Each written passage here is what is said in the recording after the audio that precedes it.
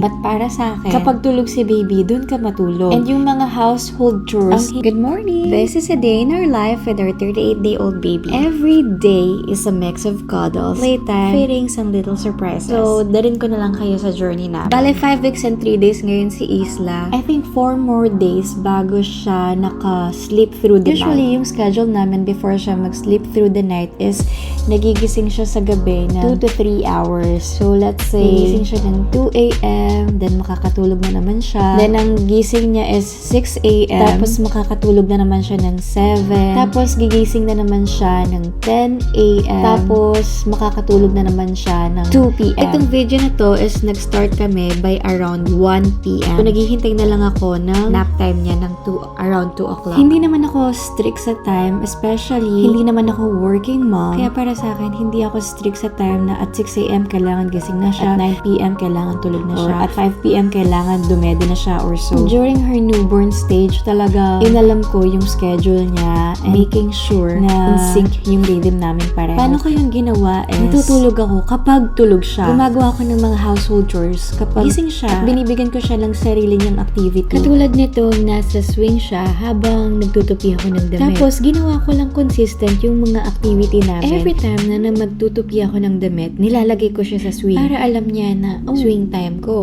Magtutupi ng clothes si mommy. Kaya ngayon, kapag may mga activity si Isla na gagawin niya, alam niyo na rin kung ano yung kasunod kong gagawin. Because babies love predictability. By the way, 2 years old na pala si Isla. Kaya subukan na talaga yung mga sinasabi ko sa inyo ngayon. I think yun yung crucial way na ginawa ko kaya naging independent si Isla, and at the same time, meron siyang sarili niyang routine kahit na hindi ko siya purposely na ginawa. Kaya naman kung talagang may katulong kayo sa bahay or may kasama kayo sa bahay, kapag gising si baby, gising ka rin dapat para nasusubaybayan yung milestones o yung mga cues na pinapakita ni baby. Yun kasi yung mga nakikita kong traditional or yung old-fashioned way yung in-offer usually ng family natin or relatives is babantayan muna or aalagaan muna nila si baby para makatulog yung nanay. But para sa akin, kapag tulog si baby, dun ka matulog. And yung mga household chores, ang hihingi mo ng tulong sa mga relatives or family members mo. Bigyan ka nila ng lutong ulam or ipaglaba ka nila, ipaglinis ka nila ng bahay, para at least talaga maging hands-on ka sa anak mo, at yung pagiging hands-on mo na yun sa anak mo, ang susi para mas makilala mo siya ng lubos. At hindi ka mahirapan sa pagpapalaki sa kanya, especially yung pagtulog nyo sa gabi, and especially yung maaga siyang makapag-sleep through the night. Although,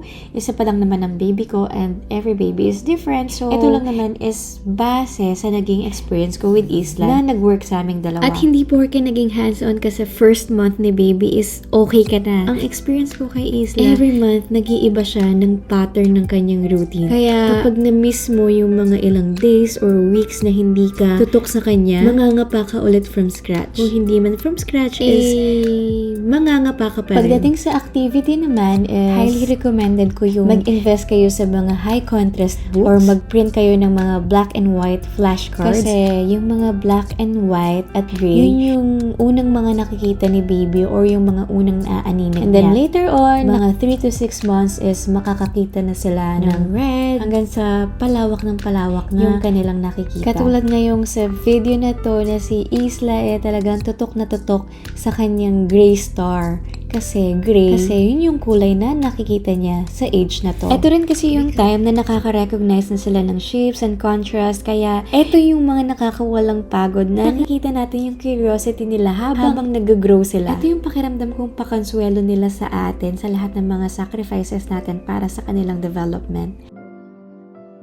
Kaya naman itong si Isla at day 38 is marunong na siyang mag-open shot. Pero syempre, minsan ayaw niya rin. Kaya that's normal mga mi. Si Isla lang newborn siya, lagi talaga siyang nakasibangot or ako pa man din, talagang hinihintay ko sa kanya is yung smile niya. I think nakuha ko lang yung unang ngiti niya is nung mag 2 months old siya talaga. Although hanggang ngayon naman na 2 years old si Isla laging galit ang kanyang mukha.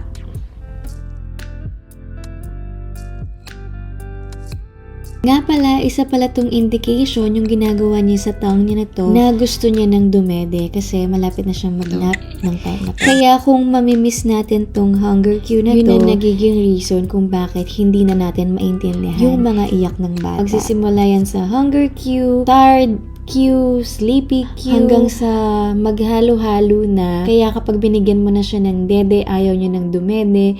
Kung iheheli mo siya, lalong ayaw niyang matulog kasi nga na-miss mo na yung Q na unang binigay niya sa'yo. Kaya yun ang lagi niyong babantayan. Syempre, hindi naman ako 24 hours nakabantay sarado kay Isla, pero paano ko ba nagagawa yun? Nasusubaybayan ko yung bawat Q niya. Timing is the key. Orasan na magiging best friend mo kapag meron kang newborn. Simple lang ang ginagawa ko. Mas binibigyan ko ng atensyon ang kanyang sleep. Minimake sure ko, hindi naman ito mandatory, pero feeling ko necessary ito sa development ni Isla. Na ini-aim ko na makatulog siya ng at least 2 hours. Si Isla, meron siyang weird na routine sa kanyang sleep wherein nagigising siya lagi sa first hour ng sleep Tapos yung second hour na yun, matutulog na siya na nakatabi niya na ako, or matutulog siya ng another 1 hour na nakapasa na siya sa shoulders ko. Kaya sa akin, mas priority ko yung sleep pero niya. Yung sa activity niya, more on mas hinahayaan ko siya mag-explore on her own. Sa wake period naman, ang technique or hack ko dyan is hindi ko siya hinahayaan gising siya ng more than 2 hours, especially sa first to 3 months. So 3 to 6 months, hinahayaan ko siya ng max 4 hours, pero bihira lang yun kapag ayaw niya lang talaga. Pero talaga yung pinaka-rule ko is maximum 2 hours lang yung wake period niya, and then i-offer ko na siya ulit ng milk para makatulog na siya. Kapag na-miss ko yung wake period niya, magiging overtired na siya, magiging overstimulated na siya, mas mahihirapan siyang mag-nap, na nagli-lead sa hindi na siya makadede hanggang sa gutom at antok, samot-sari na yung nararamdaman niya na hindi niya na ma-explain, at ikaw hindi mo na rin alam kung paano siya susuyuin. Alam niyo bang skill to ng mga newborn babies? Yes, even a day old. Kapag nilapag mo siya sa chest ni mommy, automatically ang hahanapin nila is yung dede. Yung ginawa yun sa akin ng nurse ko, hindi ako makapaniwala. Ang galing lang. So, hindi pa sila nakakagapang. Pero, kaya nilang i-reach yung boobs mo. Kung ikaw ay manganganak ka lang, itry mo yung skill na yun ng baby mo. Nakaka-amaze. This sign works best kung gusto mo rin malaman kung gutom ba talaga si baby mo. Sa feeding naman, since nasabi ko kanina na wala kaming schedule, feed on demand lang kami. Especially sa breastfeeding, normal yung every 30 minutes dumedede siya, normal yung every 2 hours dumedede siya, normal yung 40 minutes siyang dumedede sa isang breast, and then another 40 minutes sa breast mo, especially sa newborn stage, hanggang sa pakunti ng pakunti. Magugulat ka na lang kapag 3 months, 5 minutes each breast na lang siyang dumidede, pero nakukuha niya yung satisfaction ng hunger niya. Tapos, yung iba na mo problema sila kasi hindi nila mabitawan yung baby nila kapag tulog. For me, ito yung mga reasons kung bakit ayaw magpalapag ni baby mo. Una, gusto pa niyang dumede, hindi pa siya fully busog. Napansin ko kasi, kapag busog si baby, kahit anong lapag mo dyan sa bed, talagang KO talaga siya, hindi siya magigising. Kaya ang ginagawa ko, kapag nalapag ko siya sa bed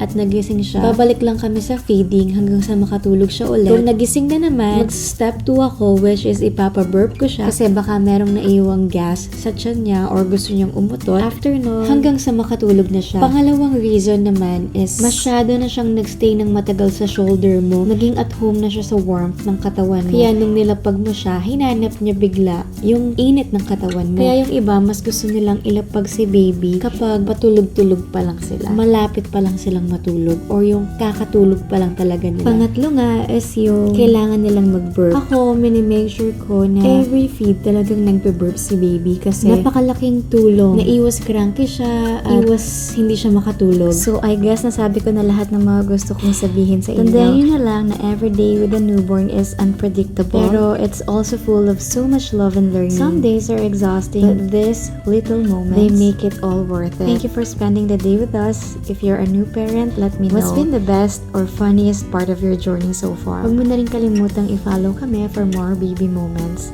Mag-iingat ka palagi. Love you!